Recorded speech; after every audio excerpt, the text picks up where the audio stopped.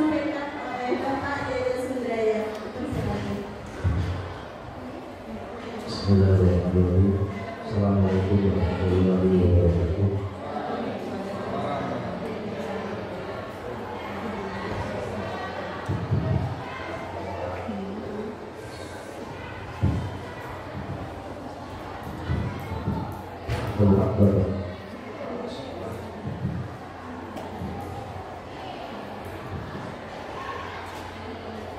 Bapak, Ibu yang kelas 7 dan kelas 8 yang saya hormati, wabil khusus Bapak Mulyana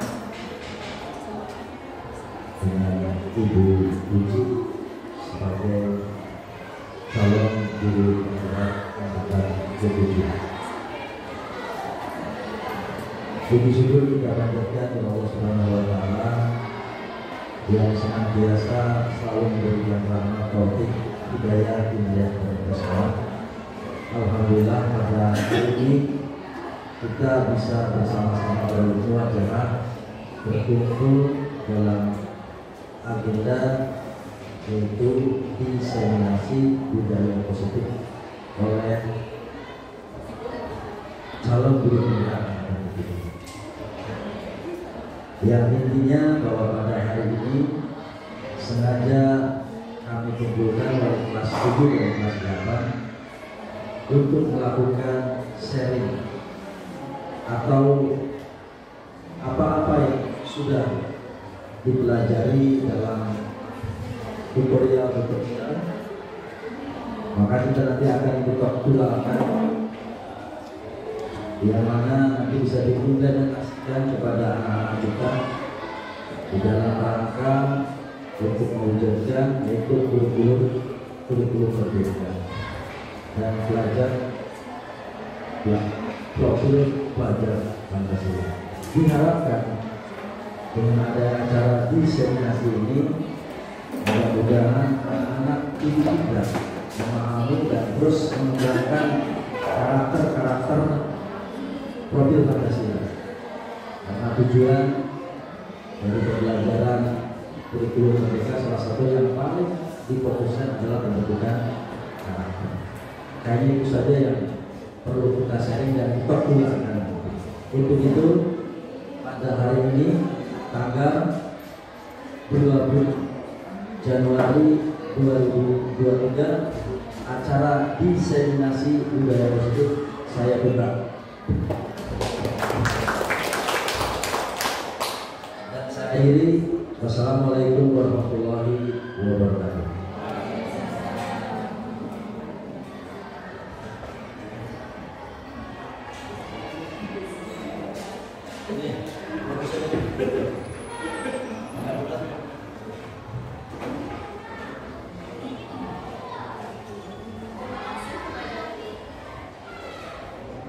Terima kasih kepada Bapak Yaya Sundraya yang sudah bersedia membuka acara kita hari ini. Bapak Ibu yang saya hormati, kita akan langsung ke materi pertama. Waktu kita yang sangat terbatas, materi pertama akan disampaikan oleh Pak Mulyana. Bapak Ibu, mari kita berikan aplaus yang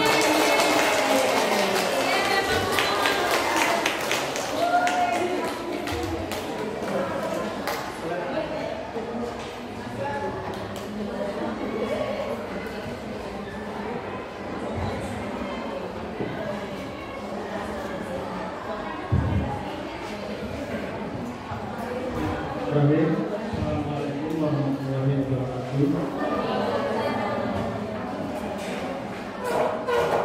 Yang saya hormati para wali kelas di Bapak Saudara, yang saya hormati rekan seperjuangan Ibu, pertama-tama kita panjatkan puji syukur kehadirat Allah Subhanahu wa Ta'ala yang mana atas limpahan rahmat dan hidayahnya pada hari ini kita bersama-sama berkumpul dalam acara diseminasi berbagai pemahaman dan pengalaman tentang budaya positif. Mudah-mudahan acara ini banyak manfaatnya dan bermaksud dari kami adalah bermaksud untuk memberi atau mengajari bagaimana menjadi guru yang baik. Kami juga di sini posisinya masih belajar sama-sama, karena di sini masih banyak guru-guru yang lebih senior dari saya yang tentunya lebih berpengalaman. Hanya saja ada pepatah mengatakan guru walaupun sudah belajar jangan sampai berhenti untuk belajar. Itu yang saya pegang. Langsung saja memberi kata pertama, yaitu tadi sudah dibuka dengan basmalah. Yang kedua cara ice breaking, itu agar kita tidak tertekan atau bagaimana. Langsung saja silakan Bapak Ibu untuk berdiri. Nanti silakan ikuti gerakan yang ada di layar.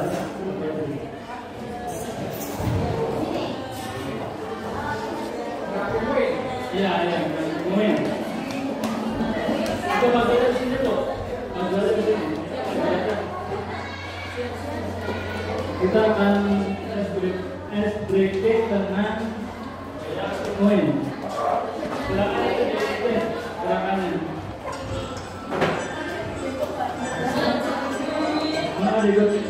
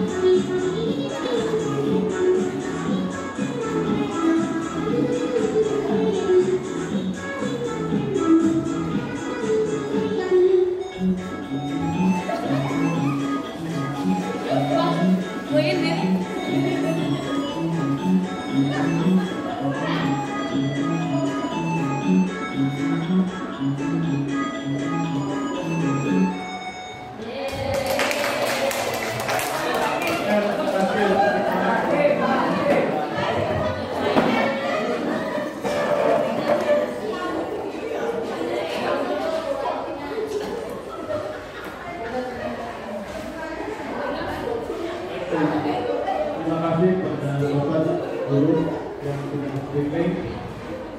Untuk selanjutnya kita langsung dari yang pertama, ada pertanyaan pemantik, setuju atau tidak setuju dan berikan alasannya. Yang pertama, hukuman dapat mendisiplinkan anak. Itu pertanyaan yang pertama. Silakan nanti dijawab dengan setuju atau tidak setuju dan berikan alasannya. Yang kedua, pemberian hukuman dengan hal positif seperti membaca atau membersihkan halaman sekolah dapat mendisiplinkan anak. Sama nanti dijawab setuju atau tidak setuju dan berikan alasannya. Kemudian yang terakhir, memberi penghargaan dapat meningkatkan motivasi anak. Silakan diskusi dilanjutkan. Nanti akan dipilih jawaban yang bagus untuk dipresentasikan.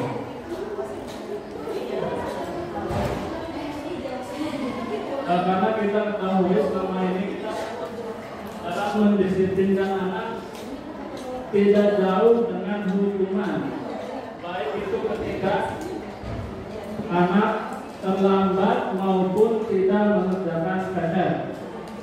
Kita sebagai guru selama ini tidak jauh dari hukuman. Kemudian pemberian hukuman dengan hal positif seperti membaca atau membersihkan halaman sekolah dapat mendisiplinkan anak. Silakan nanti itu juga diisi setuju tidak setuju dan berikan alasannya. Dan yang terakhir, memberi penghargaan dapat meningkatkan motivasi anak. Silakan Bapak Ibu tetap diisi. Nanti yang sudah dikumpulkan ke depan.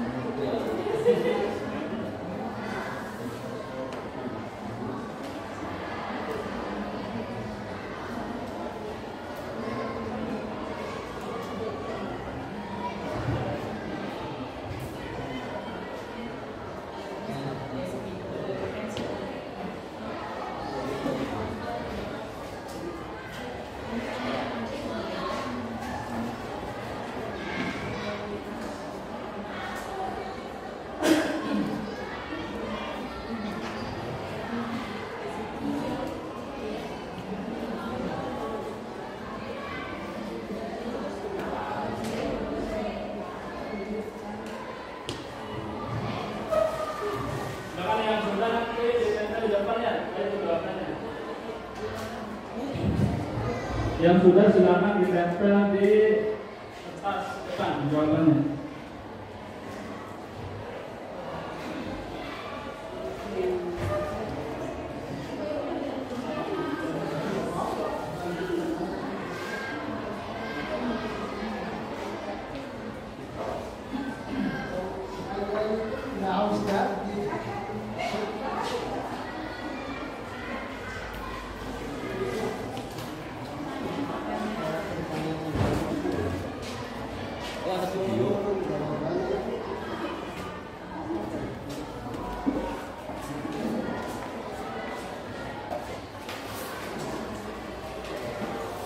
Sudah, silakan satu lagi Bapak Ibu. Yang sudah silakan taruh di depan jawabannya.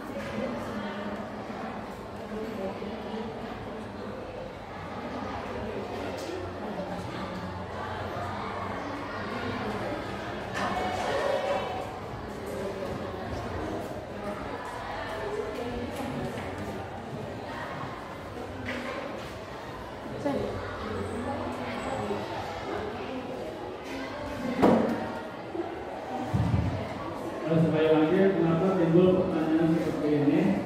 Karena kita sebagai guru terkait dengan anak yang melanggar di sekolah maupun pelanggaran ketika berangkat sekolah maupun tidak mengerjakan tugas, kita tidak lekat dengan hukuman.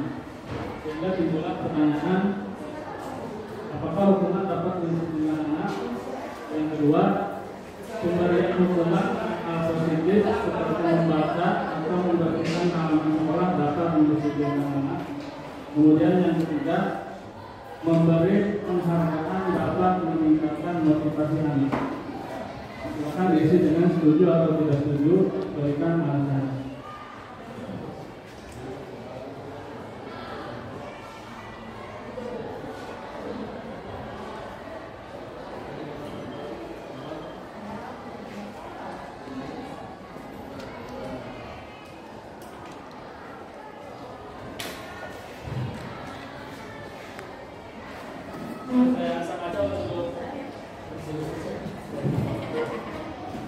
Kami akan aja untuk memberikan tanggapannya. Yang pertama, Pak Juhri, maka silakan komentar.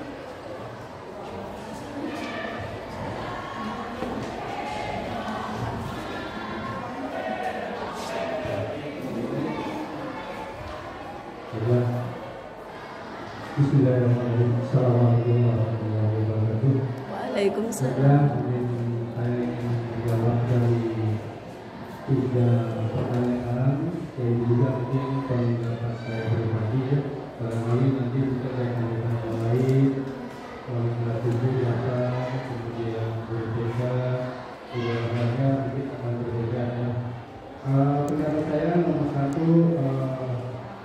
bahwa hukuman dapat mendisiplinkan anak ya, saya sangat setuju ya, karena bagaimanapun ada perlu sedikit ada hukuman yang penting hukumannya sifatnya artinya mendidik ya, mendidik dalam arti mendidik ini supaya anak tersebut bisa merubah dari sikap yang buruk menjadi yang baik ya.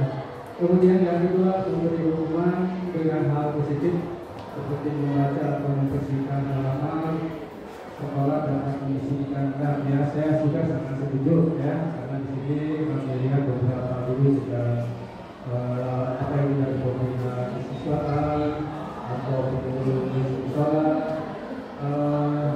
anak yang suka terlambat bahwa dengan hukuman membersihkan halaman supaya mereka juga sadar bahwa kebersihan juga merupakan bagian daripada iman, dan mereka juga supaya sadar bahwa kebersihan itu sangat penting yang sekarang sedang dikatakan bahwa bukan apa plastik. Yang ketiga, memberi penghargaan dapat meningkatkan motivasi anak, jelas ya, benar sekali. Karena ini penghargaan juga untuk memberikan motivasi ya, motivasi semangat untuk lebih banyak lagi dalam hal belajar. Ya, itu saja dengan kamu bagi jawaban saya ini. Kurang dari sempurna, kurang lebihnya kami mohon maaf. Assalamualaikum warahmatullahi wabarakatuh. Waalaikumsalam warahmatullahi wabarakatuh. Terima kasih Pak Dori sudah memberikan pendapat. Langsung saja diantar ke jawaban berikutnya, yaitu dari Bunda, silakan. Enter. Kalau pendapat tidak ada yang salah ya Pak Ibu. Cepat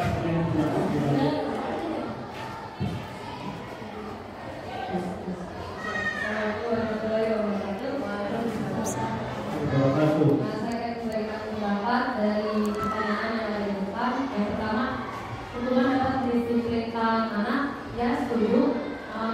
Asalkan sesuai dengan, jadi intinya tidak berlebihan sih hukumannya. Karena apa? Menurut efek karena anak zaman sekarang kalau cuma dikasih ya kamu hukumannya isi sekolah 10 kali, kalau enggak kami 3 kali aja karena mau melakukan. Jadi kita kasihnya 10-15 kali itu kalau hukuman fisik. Yang pasti bukan fisik, tapi yang misalnya tempat itu tidak boleh pasti.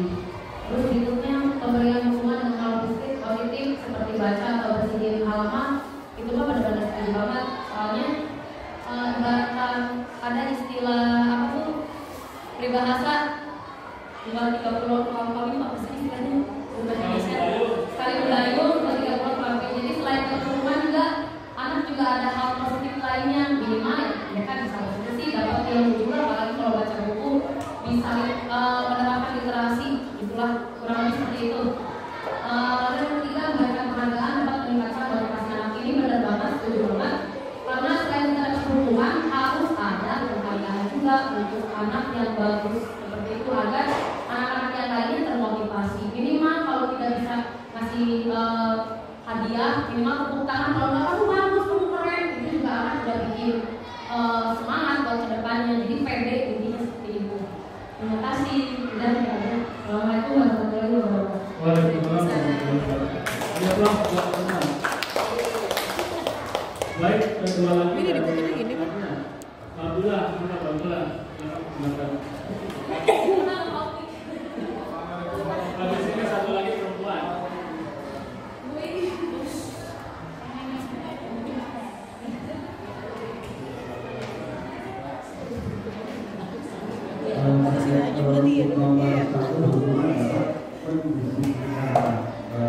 Saya tidak setuju jika hukuman itu tidak mendidik. Kita boleh ngasih hukuman, tapi hukumannya yang mendidik. Yang kedua, kemudian hukuman dalam hal positif seperti sangat setuju. Apalagi kalau kita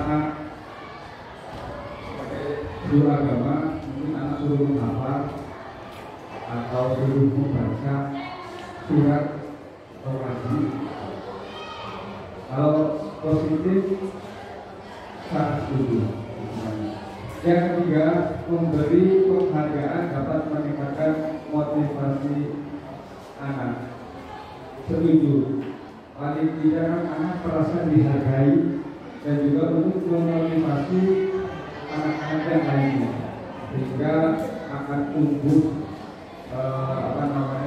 kreativitas, rasa ingin seperti yang diberi penghargaan. Mungkin bisa saja. Assalamualaikum warahmatullahi wabarakatuh. Terima kasih Pak Dua yang sudah memberikan pendapatnya. Yang terakhir satu lagi mungkin dari Bu BK ya. Maka Bu Imas.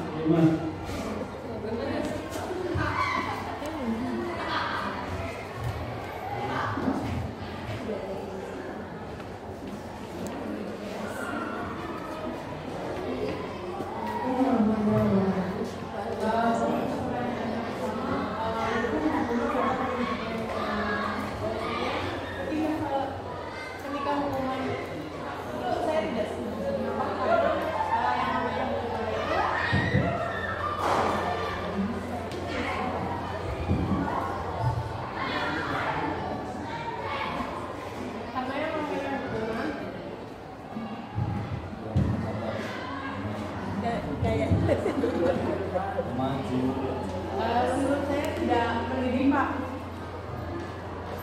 Untuk yang kedua, kenapa pemberian hukuman dengan hal positif itu seperti membaca atau membersihkan malam sekolah dapat mendisiplinkan anak? Ya, saya setuju karena ketika anak diberikan hukuman yang positif itu nanti itu sebagai pembelajaran untuk anak tersebut.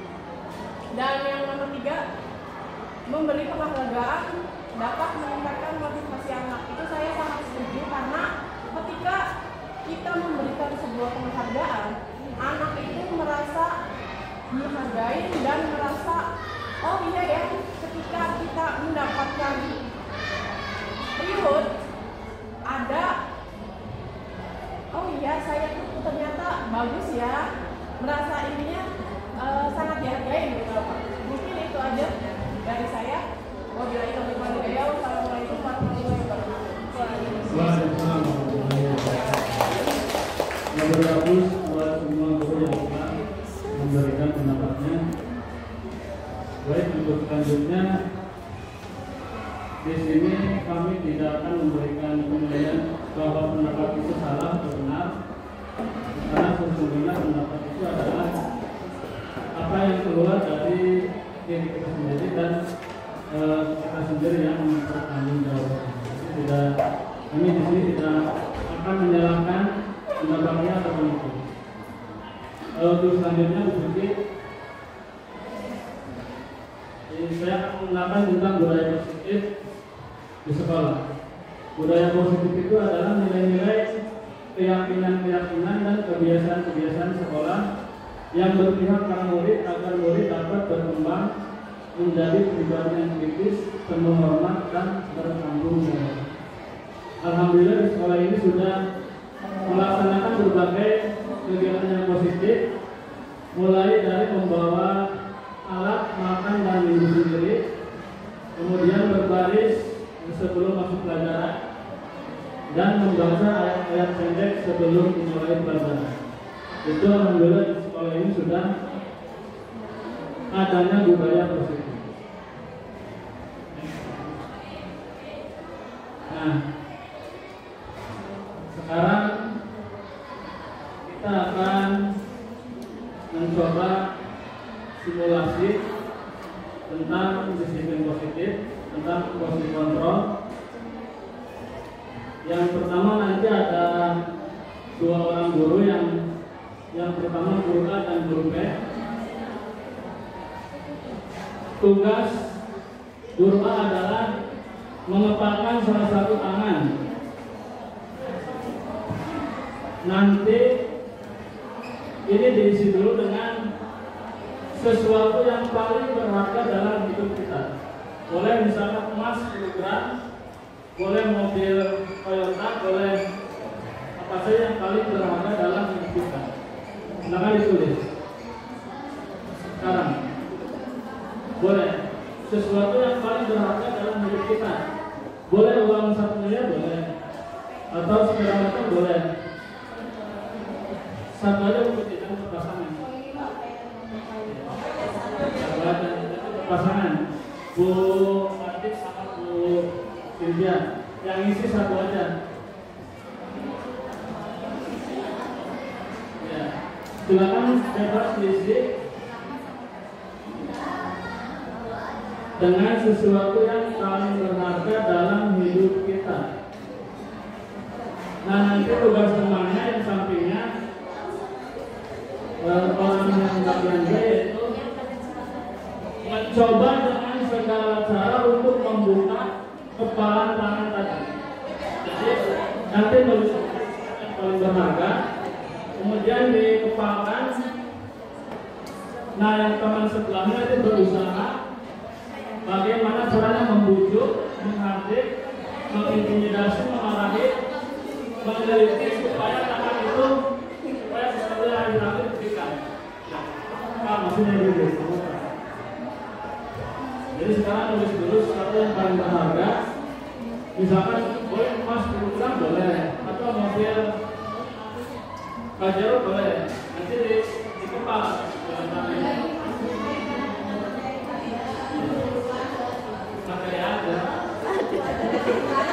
Ya, boleh. Dengan barangnya. Ini kayaknya dengan materi.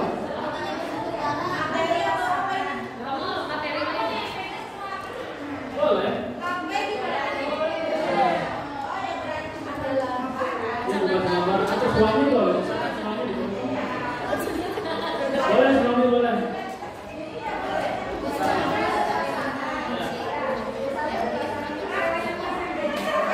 Yang satu bagian B, tugasnya yaitu membujuk, menghardik, mengintimidasi agar yang dipegang itu dikasihkan gimana caranya. Iya, yang sudah. Yang si B berusaha mengambilnya. Iya, yang si B jangan nulis. Jadi berpasangan ini.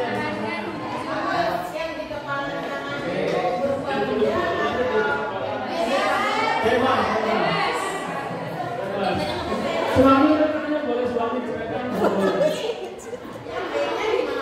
Yang itu berusaha membujuk, menghardik, mengintimidasi supaya yang dipegang itu dikasihkan. Kira-kira boleh tidak gitu?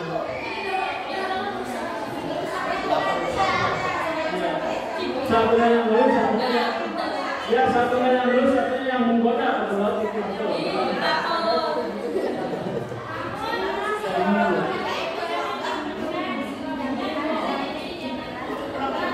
Udah boleh benda aja ya, benda aja, bukan keluarga.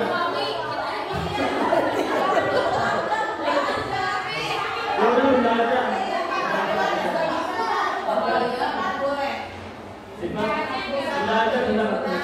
Kita kesepakatan dengan itu.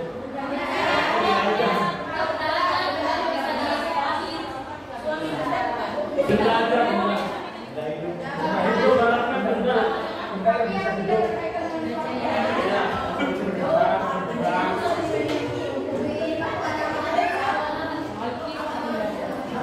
Ya Bu, silakan langsung diisi terus diulang.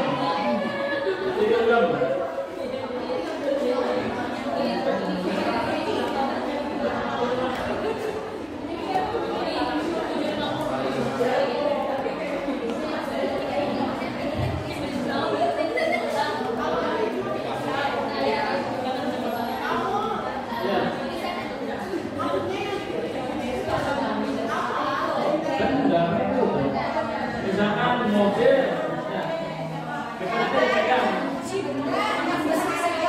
Ya. Benda yang paling berharga menurut kita. Misalkan kita pengen itu, kalau sudah ditebang, nanti yang guru sebelahnya berusaha bagaimana caranya supaya benda itu pindah ke saya.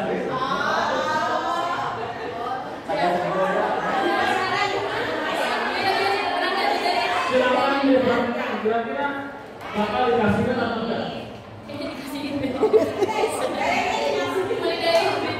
Pura-puranya milik beneran. Kalau sudah silakan yang bagian B coba supaya barang itu pindah.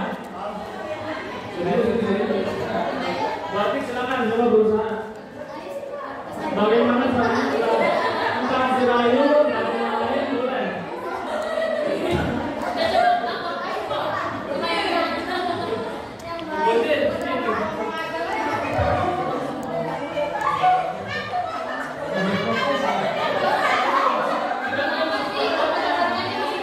Barang ini digantung sekuat-kuatnya, jangan sampai besar ya.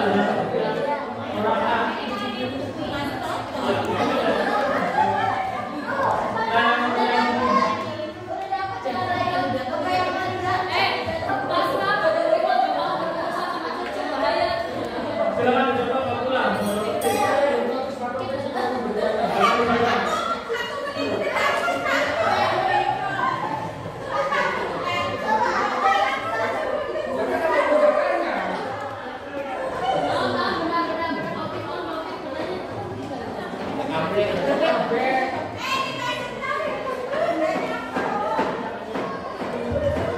Kemudian pertanyaannya, apakah Anda atau B membuka kepala tangan Anda? Mengapa?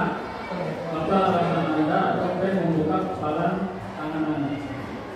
Kemudian, apakah Anda atau B menutup kepala tangan Anda? Mengapa? Apa alasannya menutup kepala tangan Anda? Dan yang terakhir, dalam tiket ini sebetulnya siapa yang memegang kendali atau kontrol untuk membuka atau menutup kepala tangan? Berarti silakan, tadi sudah berusaha merayunya.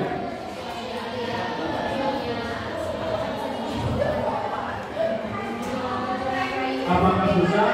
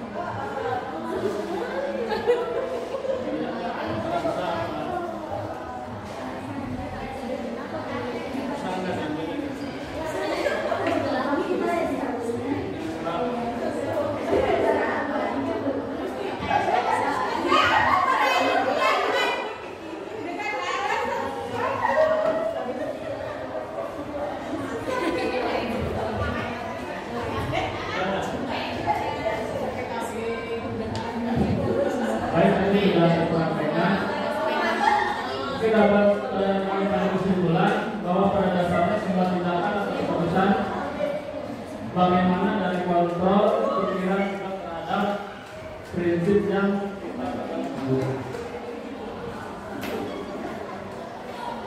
ketika kita berpegang teguh terhadap pendirian tidak membuka kepalan tangan, maka kepalan tangan pun tidak akan dibuka. Tapi ketika kita berusaha untuk mempengaruhi teman kita untuk membuka kepalan tangan, kita juga akan sulit untuk mempengaruhi teman kita. Jadi semuanya keputusan ada pada kontrol kita masing-masing. Nah, ini tentang miskonsepsi dari kontrol. Yang pertama, menurut Dr. William Glasser, bahwa ilusi guru mengontrol murid. Terus selama ini kita menganggap bahwa guru yang dapat mengontrol murid, tetapi pada kenyataannya di lapangan murid juga yang bisa mengontrol diri mereka sendiri. Kita ambil contoh ketika anak-anak bermain game di kelas, ketika ketahuan guru, maka anak itu ketika diberi peringatan akan berhenti. Tetapi ketika gurunya tidak ada lagi, mereka bermain lagi. Karena dalam hal ini yang mengontrol itu bukan guru, tetapi mereka sendiri. Jadi kesimpulannya, yang bisa mengontrol itu adalah diri mereka sendiri.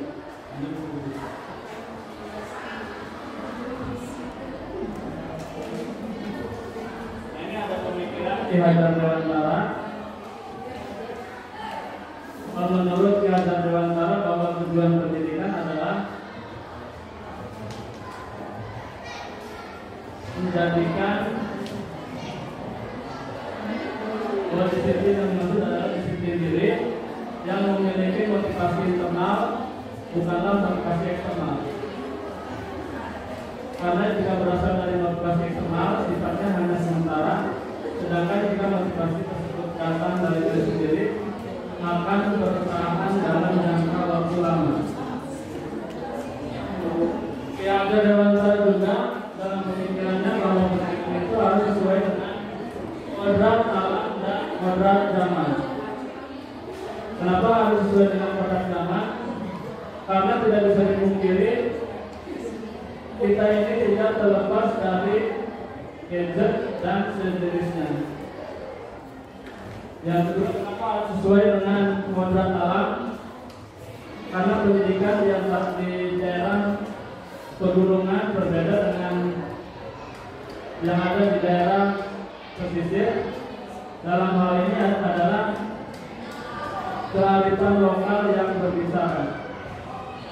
Misalkan kita di daerah perkebunan yang notabene masyarakat sebagai petani, alangkah baiknya dalam hal kewirausahaan kita diajarkan kepada murid-muridnya untuk bagaimana suatu saat nanti kita punya usaha yang bisa diekspor. Misalkan bawang goreng, itu yang belum terpikirkan. Itu yang pendidikan yang sesuai dengan kodrat alam. Yang kedua,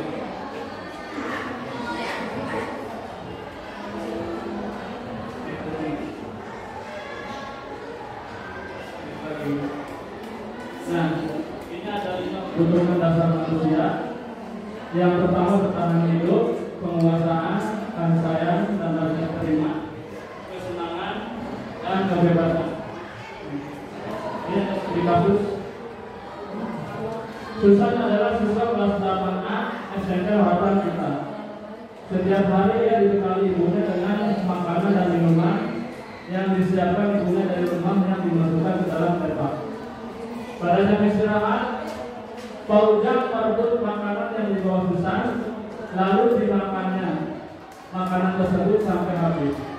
Susan pun menangis dan mengadu pada wali kelasnya. Apa yang akan dilakukan Anda seandainya Anda menjadi wali kelas Susan? Silakan ada yang berpendapat. Jadi intinya Susan itu membawa tepak makanan dari rumah. Ketika istirahat, dia direbut tepaknya oleh Fauzan. Yang ketiga, kita sebagai wali kelas, apa yang akan kita lakukan untuk menangani kasus tersebut? Yang mau berpendapat?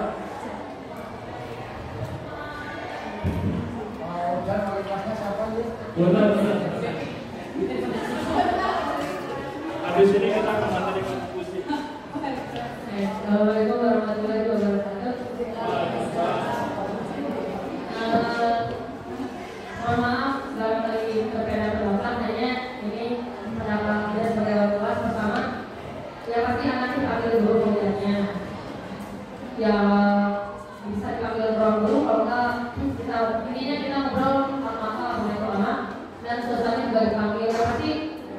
Paujan dikasih tahu bahwa merebut makanan itu perbuatan yang bagus, jelek. Jadi berani lakukan dan tanggung jawab. Intinya Paujan pertama dia harus minta maaf, kedua dia harus ganti rugi apa yang ada di makanan susah itu.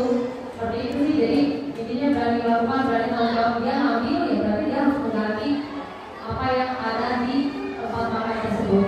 Jadi dia jangan semena-mena ngambil barang orang lain. Kita nggak tahu kondisi kita itu seperti apa. Mungkin uang jajannya memang sedikit atau mungkin dia sedang nabung, makanya dia bawa makanan dari rumah. Seperti itu.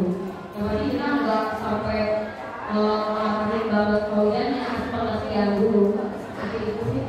Intinya kalau terima kasih kalau itu dalam baik-baik. Waalaikumsalam warahmatullahi wabarakatuh. Baik, karena waktu terbatas, pendapatnya dibatasi satu aja. Kita kembali lagi ke kebutuhan dasar manusia sedikit. Kebutuhan dasar manusia itu ada 5. Yang pertama bertahan hidup, penguasaan, kasih sayang, dan rasa berterima, kesenangan dan kebebasan. Nah, ketika kasus tadi kita kaitkan dengan 5 kebutuhan dasar, maka ada beberapa kemungkinan kenapa si Paujan merebut makanan yang dibawa kita. Nah, kemudian wali kelasnya bertanya, di interogasi dulu. Nah, ketika jawaban si Paujan, Pak, betul saya nggak dikasih uang atau dikasih makan oleh ibu saya dari rumah. Nah, berarti si anak itu dia memang lagi butuh bertahan hidup. Karena memang ya dari rumahnya tidak dikasih uang. Kalau merujuk ke kebutuhan dasar manusia. Kenapa si Paujan kalau ditanya jawabannya, Pak, betul saya tidak dikasih uang saku sama ibu saya, berarti kebutuhan si Paujan itu adalah bertahan hidup.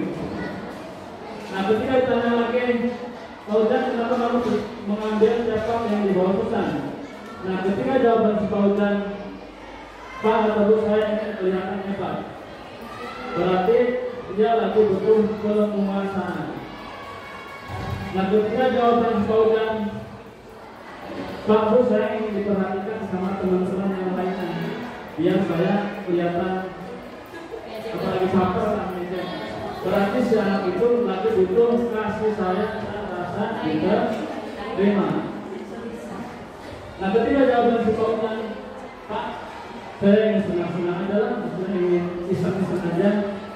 Nah, berarti si Paujan itu lagi butuh dengan kesenangan. Nah, ketika jawaban si Paujan itu ingin hura-hura di kelas atau apa bebas, nah, berarti si Paujan itu lagi butuh dengan kebebasan. Nah, mungkin hal itu bisa diterapkan nanti di kita di sebagai kelas ketika menginterogasi siswa kita yang bermasalah. Ditanyakan dulu penyebabnya apa, sehingga kita bisa menyimpulkan dan menentukan langkah selanjutnya. Mungkin itu saja dari saya. Selanjutnya akan dilanjut oleh pada Bu Budi di persilakan.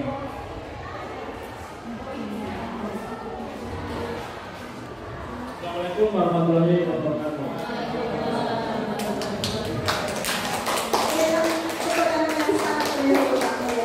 Baik Bapak Ibu, kita akan memberikan ke 5 posisi kontrol guru. Tapi sebelumnya, yuk Bapak Ibu kita berdiri lagi menuju ke tengah lingkaran kita. Kita akan pergi ke Amerika.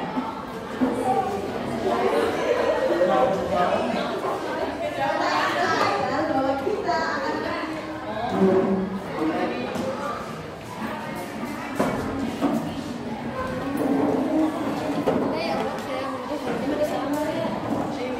ya, Bapak Ibu kan dulu dari kursinya di sini dulu.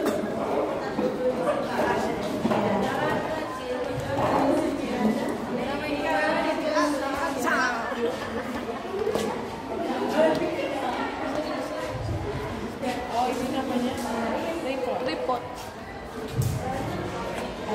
Ini sudah ya, Kita boleh membuat lingkaran. maju.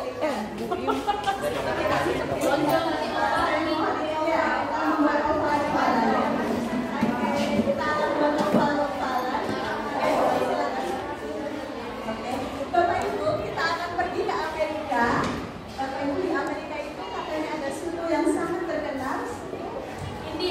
Oke, kalau suku Indian itu biasanya terkenal dengan pekerjaan apanya ya?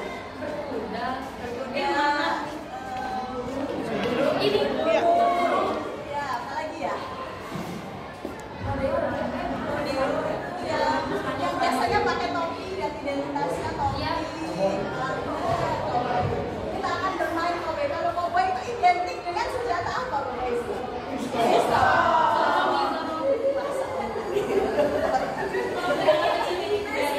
Bunyi pistol apa ya?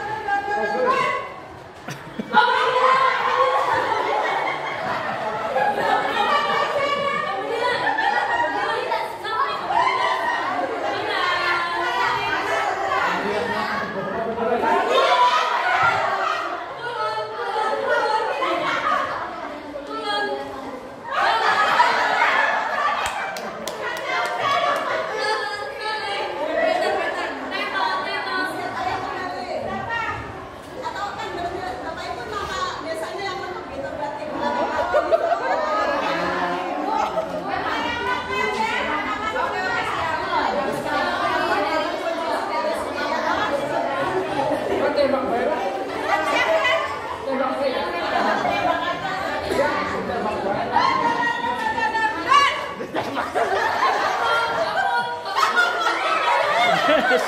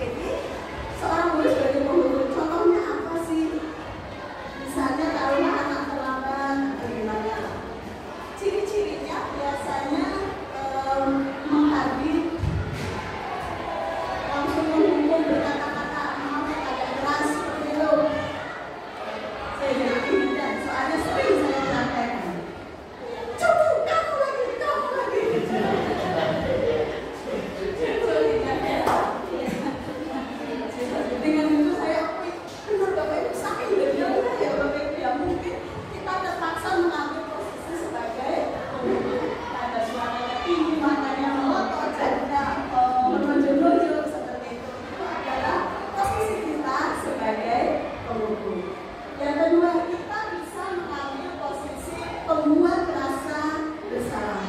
Pembuat rasa bersalah itu biasanya dulu akan bersuara lembut. Pembuat rasa bersalah akan menggunakan kebenaran yang membuat orang lain merasa tidak nyaman, bersalah atau rendah diri. Biasanya sih seperti itu. Jujur terlambat.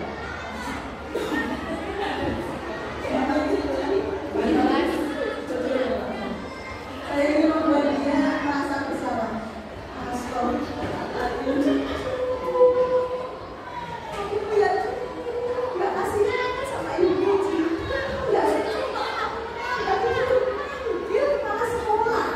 Jadi nggak cuma aku yang tidak dimarahin, cuma aku yang dimarahin ibu Beka. Ibu disikap sama ibu Beka sama bapak. Jadi apa yang saya gila gitu loh. Jadi sehingga anak itu merasa bersalah. Mungkin kita akan ingat lagi misalnya, ya Allah, coba deh, mama di rumah tuh kerjanya kayak gini. Tangannya sampai berdarah, berdarah tidak sekolah. Sehingga si cucu ini memiliki rasa bersalah. Apakah dia akan berubah menjadi baik nanti dulu? Ya pasti dia akan merasa rendah diri dan dia juga akan merasa bersalah. Apakah saya sering melakukan, Pak? Sering banget. Kemudian yang ketiga adalah posisi teman. Dulu mengambil posisi sebagai teman. Biasanya seorang guru yang mengambil posisi teman ya seperti temannya, ada suaranya ceria, kemudian tersenyum, seperti itu, Bapak Ibu. Biasanya itu judul terlambat. Cucu, lambat lagi. Kenapa sayang? Keluar dari rumah. Ini Bu, silakan dulu. Mestinya anak-anak kayak gitu, silakan dulu. Kita akan membuat sebagai, ya udah bisa jangan terlambat lagi ya. Iya Ibu. Posisi kita sebagai teman. Kemudian kita lanjutkan. Kita akan mengambil posisi sebagai pemantau. Biasanya posisi ini kita ambil kalau kita sudah punya kesepakatan bersama. Misalnya, jujur lagi, terlambat dan tidak mengerjakan tugas. Maka saya akan memiliki data-data cucu untuk saya bisa memenuhi dia, maksudnya mengingatkan bahwa dia itu sedang bersalah. Cucu, kamu sudah 2 hari terlambat ya? Ya Bu, apa konsekuensinya di kelas kita bayar Bu? 2.000 rupiah untuk 1 kali keterlambatan untuk kas kelas misalnya. Baik, kalau begitu silakan bayar sekarang. Posisi kita apa? Biasanya kita memiliki data-data. Kalau dia terlambat kenapa? Apakah sudah ada konsekuensinya? Konsekuensinya apa? Kemudian kita laksanakan. Misalnya konsekuensinya salah satunya adalah kenapa nggak belajar bahasa Inggris? Nggak bisa Bu, jadi saya bolos. Apa konsekuensinya? Misalkan dalam bahasa Inggris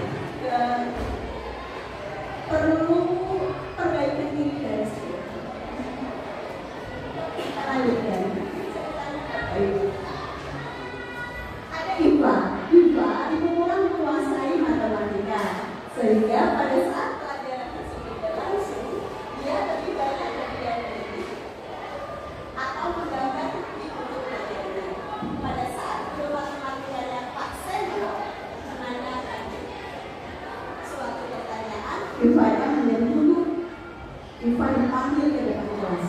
Bayangkan Bapak Ibu, anak yang memang dia tidak suka matematika, kemudian diajar matematika yang mungkin menurut Iva itu tidak cocok dengan dirinya, dia mengerti seperti itu, dia bingung, dia gambar, kemudian dipanggil, kemudian ke depan kelas, Ivanya duduk sampai menjatuhkan tasnya dari kursi,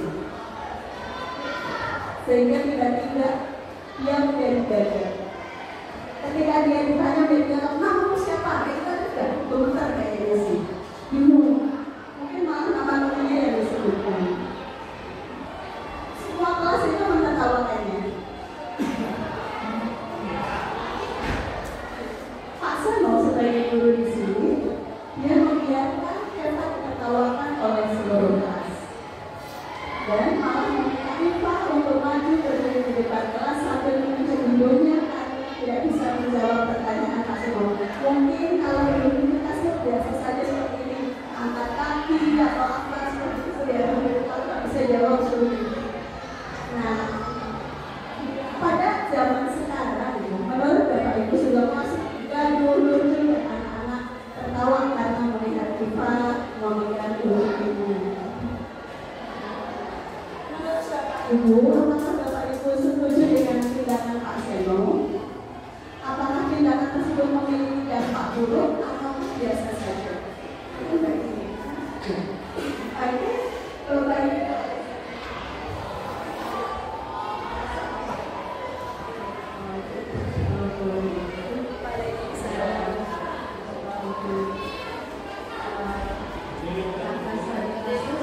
Dari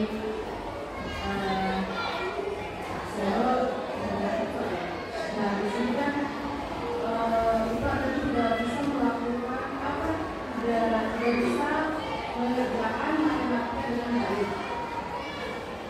Kemudian pada saat itu bentuknya pada saat itu bentuknya kita sedang menggambar dengan siapa. Kalau saya kan pasti membiarkan anak-anak melakukan satu kelas, otomatis itu bikin down, otomatis dia secara ini dia merasa terlalu berat lah, down. Nah, pada saat IPA itu down, kemudian lebih parah lagi dia disuruh maju ke depan, itu lebih mempermalukan lagi. Ternyata kalau anak diperlakukan seperti itu akan masuk ke memori terdalam dan sampai tua dia akan ingat bahwa dia pernah dipermalukan oleh pasangannya. Kalau saya sendiri ya, saya karena di kelas 8 anak-anak pada menggambar terang. Saya belajar bahasa Inggris, anak-anak bergambar. Sama mungkin ya, guru-guru yang lain juga pernah mengalami kita lagi buat sampai ngomong, magang, ada satu anak senang menggambar. Kembali lagi ke IPA, mungkin saya kurang setuju ya dengan tindakan Pak Seno membiarkan kita ditertawakan temannya satu kelas. Itu satu ya. Kemudian otomatis dia boro-boro akan berubah dengan Pak Seno menunggu seperti itu, justru dia akan semakin enggan sama kita, malas aja nanti sama kita, karena cara memperlakukannya itu cenderung bukan memotivasi. Tadi kan guru itu harus sebagai teman ya, jadi kita kan biasanya kalau ada anak seperti itu, kamu senangnya menggambar ya, makanya saya kalau bilang ya sudah, kamu lakukan menggambar sebaik mungkin. Misalkan kita, saya sendiri ya, tentang misalkan waktu itu desainer tentang anak, lalu dia suruh menggambar yang ada kaitannya minimal, gitu. terserah dia. Jadi saya bedakan dia gitu. Jadi saya tidak akan mempermalukan anak tersebut. Ya harus dilihat dulu latar belakangnya, pasti dia malas, nggak suka dengan pelajaran matematika. Ya mungkin kalau dibilang nggak suka, ya lebih nggak aja nggak suka. Kita nggak bisa maksa anak itu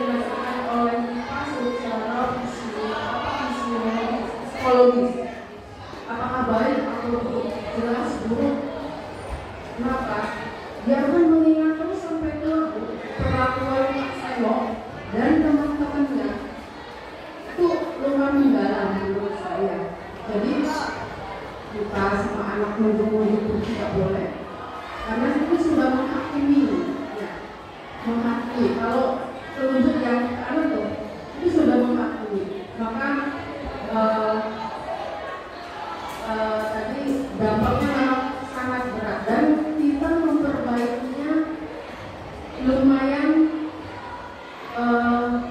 lama. Kita juga mendekati, ada masih di hadapan dia bahwa kita itu masih tetap butuh seperti itu.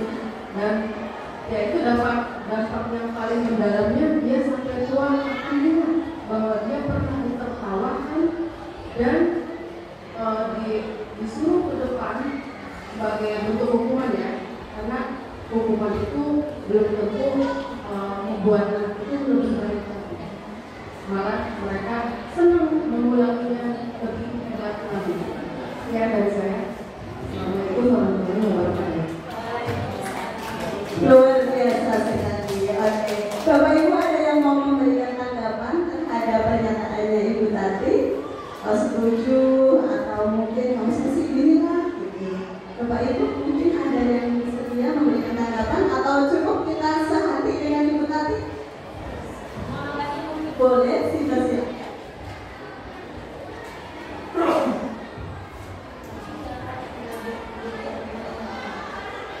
Assalamualaikum warahmatullahi wabarakatuh.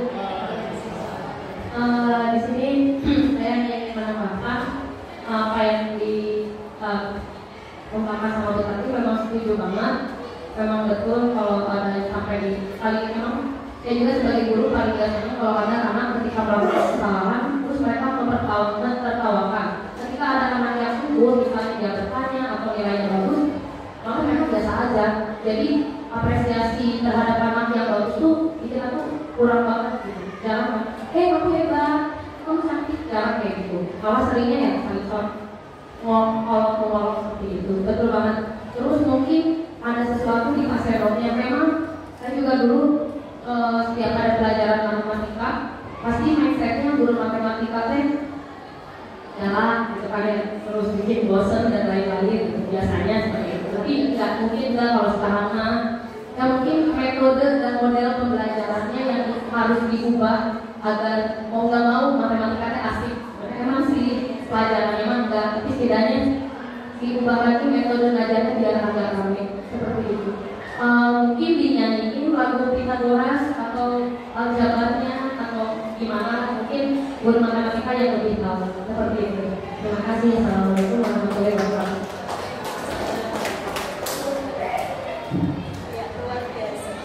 Betul sekali ya Bapak Ibu. Kita memang harus mulai tidak mempermalukan anak, tidak membuat trauma di dalam diri anak itu yang akan dia bawa trauma tersebut itu sampai dewasa. Bahkan sampai dia nggak suka sesuatu yang sesungguhnya itu adalah kodratnya.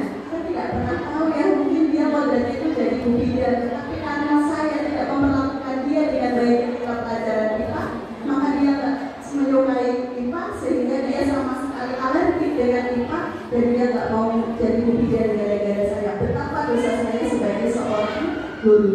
Yuk mulai kita tumbuhkan motivasi anak, jangan kita tumbuhkan trauma di dalam diri anak. Dari 5 posisi kontrol yang tadi disebutkan Bapak Ibu, menurut Bapak Ibu posisi kontrol yang manakah yang diminta sebenarnya oleh Kemendikbud atau yang diharapkan oleh pendidikan di Indonesia?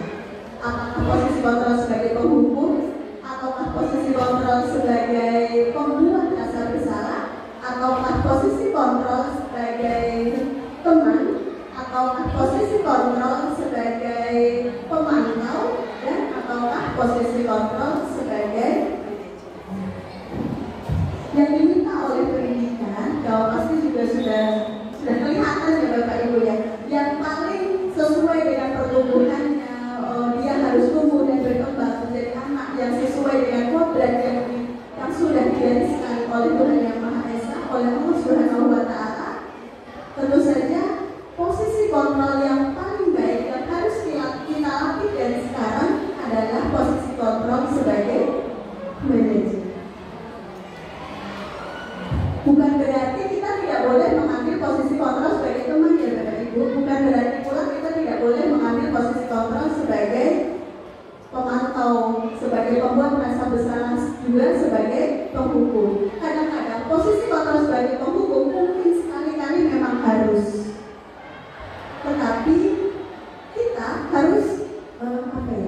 meyakini bahwa posisi terbaik kita sebagai seorang guru yang mendewasakan dia sesuai dengan usianya, sesuai dengan perkembangan kodrat alam dan kodrat zamannya, itu adalah posisi sebagai manajer. Boleh dilanjutkan Pak? Iya. Ini ada 3 restitusi Bapak Ibu. Segitiga restitusi adalah upaya mendisiplinkan siswa, tapi dengan cara siswa sendiri yang menyelesaikan masalahnya dan membuat mereka bertindak sesuai dengan ideal yang sudah dinyatakan pada keyakinan kelas. Mungkin di angkatan 7 ini lebih ke keyakinan kelas. Sebenarnya sih keyakinan kelas itu ya peningkatan, kalau dianggap peningkatan atau lebih mendalam dari kesepakatan kelas yang sudah kita buat. Jika kesepakatan kelas yang sudah kita buat itu memiliki konsekuensi tertentu, artinya jika seorang anak itu melanggar, dia sadar melanggar, dia sadar konsekuensinya, kemudian dia tidak melanggar, jangan-jangan anak itu berbuat baik bukan karena dia ingin berbuat baik, karena dia tidak ingin dihukum, karena dia ingin diberi penghargaan.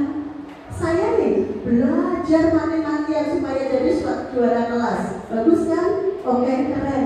Tapi kita harus ingat bahwa dasarnya kenapa kamu belajar dengan keras seperti itu, nak? Supaya saya mendapat hadiah dari wali kelas. Tidak ada yang salah Bapak Ibu, tetapi itu perlu ditingkatkan. Itu tidak salah, tetapi perlu ditingkatkan. Kita harus mengingatkan bahwa anak itu belajar yang karena dia sadari, dia yakini bahwa belajar itu penting untuk kebutuhannya. Diberikan atau tidak hadiah atau penghargaan dari wali kelas itu adalah bonus. Ya, oh ya, saya belajar dulu masa depan saya belajar karena ini tugas saya, dia menyadari itu. Nah, segitiga restitusi Bapak Ibu ini terdiri dari, namanya juga segitiga, jadi ada 3 sisi. 3 sisi yang pertama adalah memvalidasi tindakan yang itu yang kedua. Sisi yang pertama biasanya yang paling bawah, menstabilkan identitas. Saya kata-katanya kalau dia salah, mungkin mulai sekarang kita ingatkan bahwa oke, nah, semua orang pernah salah. Tidak ada satu orang pun di dunia ini yang tidak pernah salah, karena kita tidak dimaafkan dari kesalahan misalnya. Kamu bukan satu-satunya kok yang pernah melakukan ini, orang lain juga. Dengan kata-kata seperti itu, si anak itu akan merasa iya salah, tetapi kesalahan ini itu tidak akan membuat saya terangkat selamanya. Kesalahan seperti ini itu tidak akan membuat masa depan saya itu berhenti sampai di sini. Jadi distabilkan bahwa orang itu ya masalah, salah itu ya umum. Maka selanjutnya adalah memvalidasi tindakan yang salah. Biasanya kita kamu tentu punya alasan kenapa melakukan itu. Saya merebut mainan atau merebut makanan dari teman saya karena saya nggak dikasih makan. Oh, berarti kita tahu bahwa dari 5 kebutuhan dasar manusia ada yang tidak terpenuhi. Oh, berarti memang dia butuh untuk mempertahankan hidup. Kalau dia nggak merebut makanan dari temannya, dia nggak bisa hidup. Baru kemudian kita tahu, oh itu kamu butuh itu. Nah, kemudian kita tanyakan apakah itu sesuatu yang benar menurutmu? Dia juga biasanya enggak bu, salah. Kenapa salah? Tidak sesuai dengan apa yang saya yakini. Apa yang kamu yakini bahwa itu salah? Menghargai hak orang lain misalnya. Dia tahu bahwa itu adalah hak orang lain. Supaya dia menjadi orang yang merdeka, Bapak Ibu. Merdeka itu apa sih? Merdeka itu tidak diperintah, tetapi dia mampu memerintahkan dirinya sendiri. Dia tidak diperintah, tetapi mampu memerintahkan dirinya sendiri pada nilai-nilai yang sudah diyakini. Oh, saya sudah mengambil keyakinan saya sendiri bahwa mengambil hak orang lain itu tidak baik, itu tidak sesuai. Terus kemudian akan diyakini. Apa yang kamu yakini mengambil hak orang lain yang saya yakini sebenarnya? Apa yang akan kamu lakukan selanjutnya? Apakah besok akan merebut makanan lagi, merebut mainan lagi? Oh tidak. Apa yang akan Nah, besok saya akan sarapan dulu di rumah seadanya misalnya. Sehingga anak masalahnya itu ceritanya ditemukan sendiri, digali sendiri. Kita sebagai fasilitator yang membantu anak itu untuk tumbuh dan berpikir sesuai dengan perkembangannya. Ya, itu. Iya. Tadi ya sudah semuanya sebenarnya. Ya Bapak Ibu, nah selanjutnya Bapak Ibu kita akan mempraktikkan segitiga restitusi Bapak Ibu. Di kelas kita tentu saja banyak masalah, tapi untuk praktik kita kali ini saya sudah menyediakan Bapak Ibu bisa berkelompok dua orang, yang satu berposisi sebagai murid, yang satu berposisi sebagai guru. Skenario-nya sudah ada, jadi tinggal membaca saja. Barangkali Bapak Ibu punya skenario yang lain, dipersilakan. Barangkali tidak ada, boleh menggunakan apa yang kami sediakan seperti itu. Jadi ceritanya ada masalah misalnya yang iya benar. Satu nama saya ini dapat Mira. Ada dua contoh ya. Mungkin pura-puranya aja. Bapak Ibu pura-pura praktek melakukan segitiga restitusi dalam penyelesaian masalah siswa.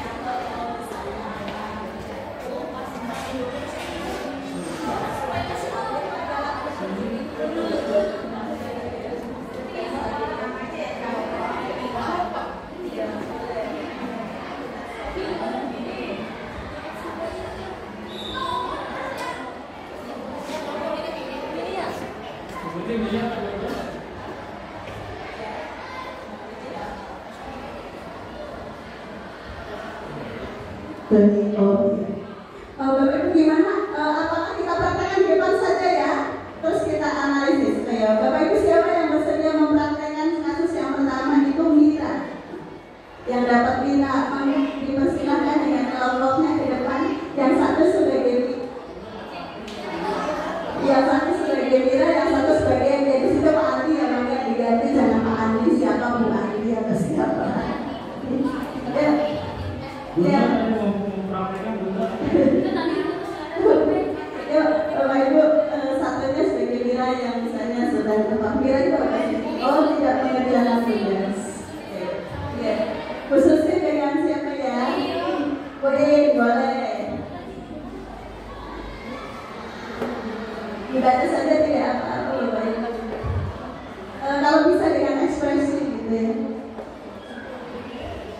Ya, makanya saya siapkan buktinya. Kemudian kita analisis dari skenario tersebut. Ayo, dipanggil ya. Oh gitu, laki-laki sama perempuan. Oke, Miranya siapa ya? Miranya Bu Dewi ya? Miranya Bu Dewi. Oke. Miranya Bu Dewi.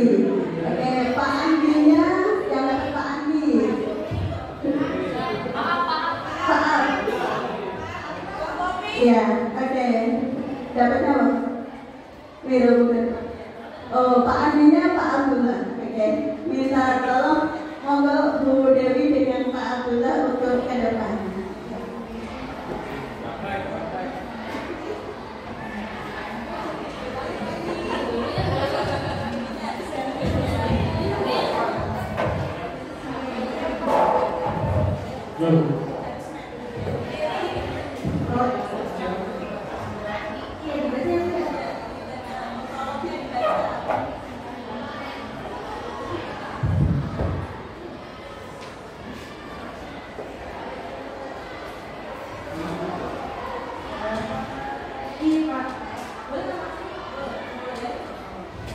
Selamat pagi Pak.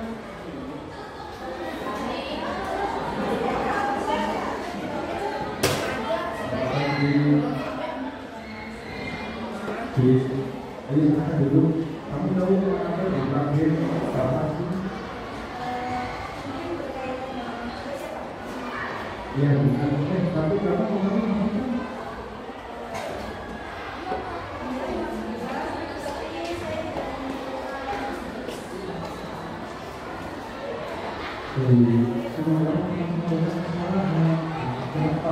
Kamu sekarang tindakan itu pasti ada masalahnya. Kira-kira kenapa kamu tidak menggunakannya? Saya capek Pak, ngantuk juga. Soalnya malamnya kalau TikTok sampai jam 12 malam. Akhirnya aku dan bapak saya di rumah. Kamu masih ingat dengan pasti Pak? Masih Pak. Kalau masih ingat kira-kira yang kamu lakukan itu sudah sesuai dengan keyakinan kamu belum? Belum. Dan ingat masalah mana? Selalu dengan menjawab. Nah, ternyata kamu tak tahu. Lalu apakah kamu punya solusi masalah ini? Iya Pak, pertama saya minta maaf karena tidak mau pulang juga. Kedua, saya tidak akan tidur kalau malam lagi. Dan yang ketiga, saya akan mengerjakan tugas dari malam dan akan saya kerjakan besok. Baik, Bapak apresiasi untuk tanggung jawab dan kamu boleh kembali beristirahat. Pak kami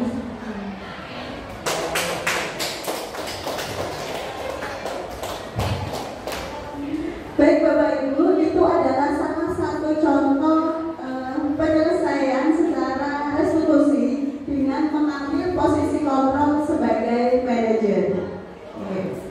Nah, itu apa sih restitusi itu? Restitusi itu untuk membuat siswa mampu agar menjadi manusia yang baik sesuai dengan nilai-nilai kebajikan universal dan sebuah upaya agar setiap kesalahan yang dilakukan pembelajaran agar dirinya menjadi lebih baik. Yang cukup ya Pak, oh ya selesai. Terima kasih Bapak Ibu atas kehadirannya di sini. Terima kasih yang luar biasa atas partisipasi Bapak Ibu dalam kegiatan diseminasi kami. Semoga apa yang telah kami sampaikan ada sedikit manfaat yang bisa kita gunakan dalam melaksanakan tugas kita sebagai guru. Dan saya sangat berharap Bapak Ibu akan mengikuti langkah kami menjadi CGP di angkatan selanjutnya. Terima kasih. Assalamualaikum warahmatullahi wabarakatuh.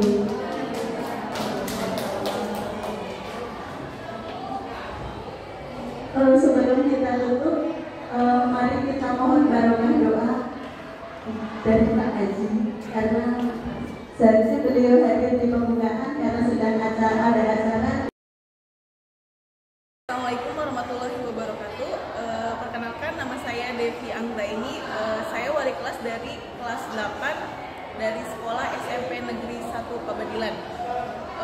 Saya mengucapkan terima kasih banyak kepada Bu Puji dan Pak Mul